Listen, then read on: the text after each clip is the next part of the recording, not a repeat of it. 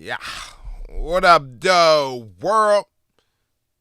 I am your host, the young man Nuke, and this is Fresh Radio, where I bring you family revolution, edutainment, spirituality, health, and hip hop all in one show. I'm just sitting here thinking to myself, got a lot going on as usual, but I'm really be trying to make sure that I put everything into perspective, and a positive perspective, not just a negative. I don't want to focus on anything that's negative. I actually been learning to change the way I import things into my subconscious. So yeah, do the hard thing first. Who is this? Man, listen, it's always something. Always something. But you're not gonna bounce back like that. I like this new platform. But yo, do the hard thing first. Please focus on the hard thing first. Get that out of the way, and everything will. It's like the snowball effect. It'll roll down the hill, and it will, like, the momentum will pick up so quickly, so swiftly, that you just won't even realize that you've been putting off this thing that has really been holding you back. Do the hard thing first. The hard thing is one of the most easiest things to, actually, the hard thing is the hardest thing to do. I ain't gonna hold you. Execution, consistency. I struggle with that myself. Even just coming here and doing these just recording myself talking is just so hard to do for me. I don't know why, but I've been working on it. I really have been working on it, and I mean, that's that. So yeah, no, do the hard thing first, and everything else will trickle down from there. I man, just making things happen day by day, every day. And finally got myself into therapy. I will be going to do therapy sessions tonight. Actually, tonight I will be going in and talking to my therapist about life. I don't know how this is going to really actually go. I've never had to express myself in a professional manner. I've always expressed myself. I mean, I got a couple of different friends that I talk to about what's going on in my life, but they're not giving me professional advice. Not saying that they have to or nothing, but they're giving me the advice that I'm coming to them for. But in the same breath, I don't have a way to navigate what I am going through with a course of action. My people's just be like, yo, man, listen, this is how you feel, man, and F that B, and do that ish and all that other extra So I'm really going to do this therapy session tonight, and I'm going to go it for at least, I don't know, the next 8 weeks maybe. So 2 months, maybe longer. I don't know. I really don't know. It's just a journey at this point, and I'm willing to partake on it to increase and better and enrich myself. So, yeah, we'll see what happens. I will have to tap in with y'all. Maybe I'll tap in with y'all after the session. I don't know, but we'll see what happens at that point. I think I am ready to start this show again. This is not a part of the Fresh Radio show at all. It's just a daily recap. And I like the fact that it is a daily recap, because I get to talk to you about things that go on in my daily that normally I don't even really tap in on. My Sunday shows are my Sunday weekly shows, I should say, just mainly consist of me having a topic and then just talking about the topic and going in on it like that. So, with this being a everyday thing, something that I can talk about and I guess get things off of my chest, off my mind, off my heart, off my soul, off my spirit. This is allowing me to, I don't know, I want to say better be at ease, or just be more comfortable in where I am and what I got going on.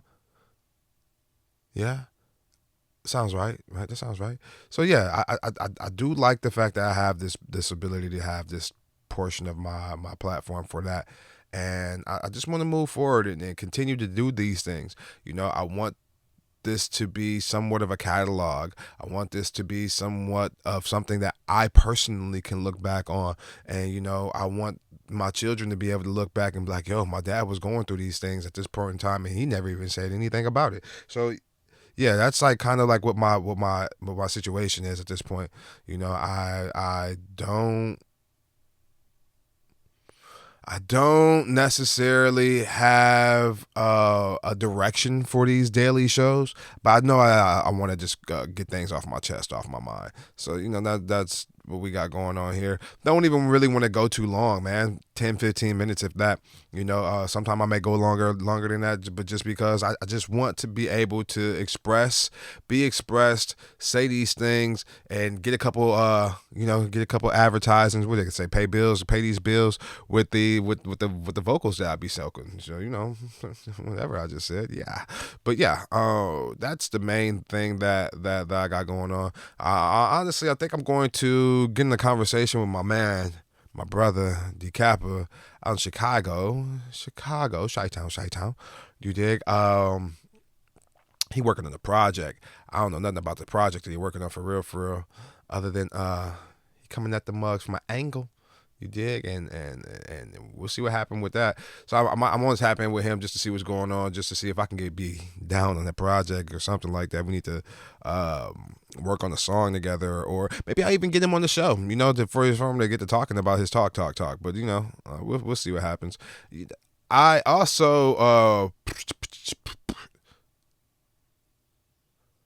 man, listen, I'm not going to dwell on my legal situations or anything like that. But I'll say this: if you have, male or female, if you have a significant other and they putting their hands on you, call the police. Call the police.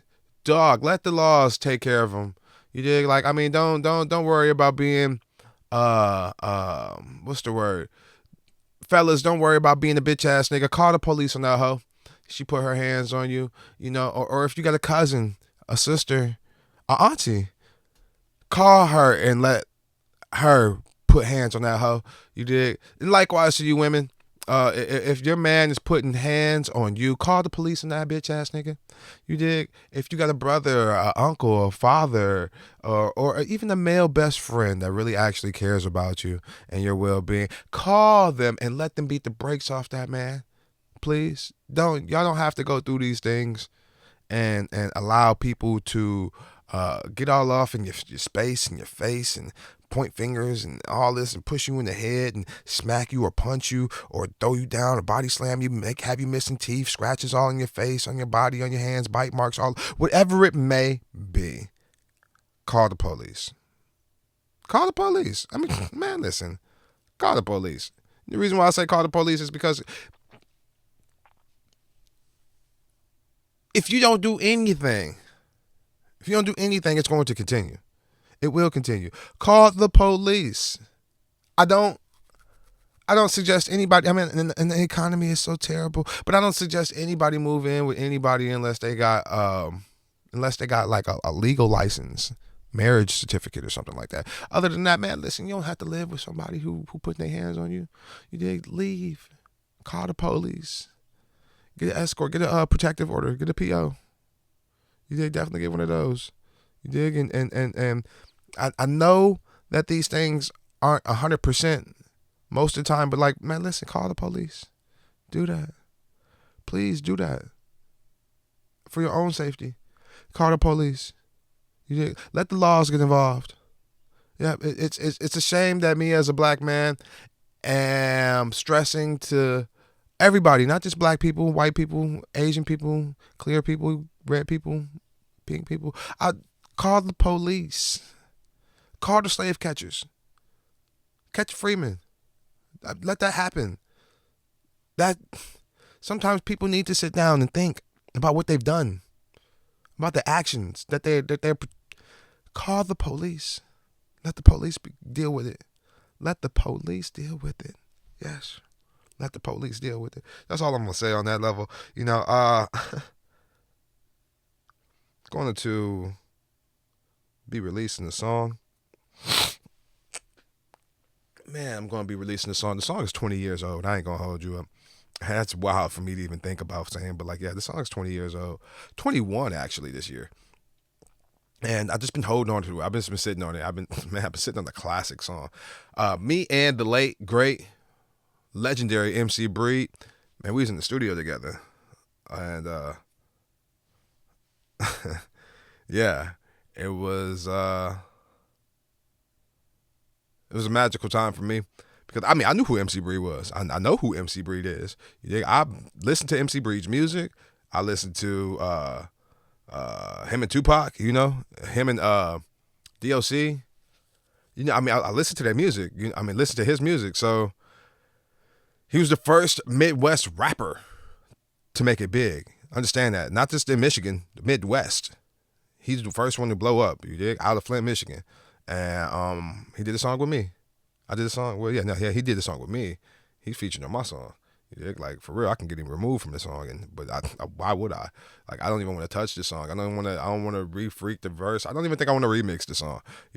I just want to leave it the way it is as a time capsule of my life. And I was offered money. I was offered money for his verse. And no, I'm cool with that. I really am. I that's my claim to fame. That's MC Breed put me on the map. He really did. He made me be a household name in Michigan. I've been on the radio a couple different times in a couple different cities and states. So based off of that song, and I hold on to that. I'm one of the few out here that's keeping MC Breed's name alive that is not family. So I not only do I cherish that, I respect that, and I hold my position and my legacy in that. So, I'm going to be releasing this song this year. Think about doing it on his birthday. How do you think about that? What do you think about that? MC Breed on the birthday. So, man, listen, we'll figure it out for sure. And that's going on a project that I've been trying to put it together for a long time, but it just is what it is. I gotta release it the way it is, and we'll go from there and just see what happens. We'll let the waters flow in the direction that they want to. So there's that, and then I'm slowly coming together with this project with me and Killjoy. We are getting it together, man. It's falling on me. I actually got to send him this mix with Kilgone, me and Kilgone, and he gonna lace another track, and then I think we probably got 4 or 5 tracks at that point. A couple more and we'll be finished, and then move on to the next. I got to talk to Beezy, man. We've been working on this project for a long time, and I won't hold you up. It's been a lot on me, but I got about 3 more songs I got to do with him, and then we'll close it out like that. Man, listen, I got a verse from C. Lim, the founder of the GERD Awards, out there in California, and I got to lace that track too. And see what it is, see what it do, you dig? And that's going on that BZ project too. And then I just sent some vocals over to Don Bartholomew. So me and Cannabis on the track, produced by Don Bartholomew. He said he's going to mix that one for me. And then I got a couple more tracks I need to get mixed, and then we're going to roll with it like that. And then, like that. I am... I don't know. Just thinking. Yeah, we'll figure it out. Definitely we'll figure it out. It's just a process at the end of the day, and I'm all about it. I'm just all about it. Just trying to figure out everything. So without further ado, I know I'm about to slide up out of here. I got other things I want to do, and gotta figure it out. So man, listen, if you haven't already, check out the poetry book, Drawn Poetically. That's on my website, nuknoe.com, or you can also pick up the Royalty Collection Guidebook that I wrote. That's also on the website, nuknoe.com. And then if you want to follow me on the social medias, I'm NUKNOE on everywhere. But definitely check out NUKNOE.LINK. And that has all of the ways that you can find and approach me, my website, my books, my social medias, my blog. Yes, and get down into there and holler at me. I may have to update that. If you want to get on the show, I do have a Fiverr out there. You dig the Fiverr, and helps you get that thing. Man, if you want a verse, holler at me. If you want a hook, I do hooks, man. My hooks are dope. My hooks are nice. They're nasty. Holler at me. Inbox me, NUKNOE@gmail.com. I do have my own web at Gmail, but I don't be using that stuff. I ain't gonna hold you up. But it is what it is. I'm gonna figure it out one way or another. And then I don't know. We'll figure it out, dog. Man, maybe I'll take some time out and talk about video games one day. I don't know. I'm just not much of a gamer anymore. That's my children's thing. I play video games from time to time, but man, like I mainly play. Majority of my video game hours come from playing with my children. If I play 10 hours a week, I'm 7 of them are with my daughter. One or two of them were with my son, and then the other one's with me. And because I sit down and I play by myself, and I'll be like, yo, man, I could be doing something else than playing video games. But I don't know. It is what it is. I appreciate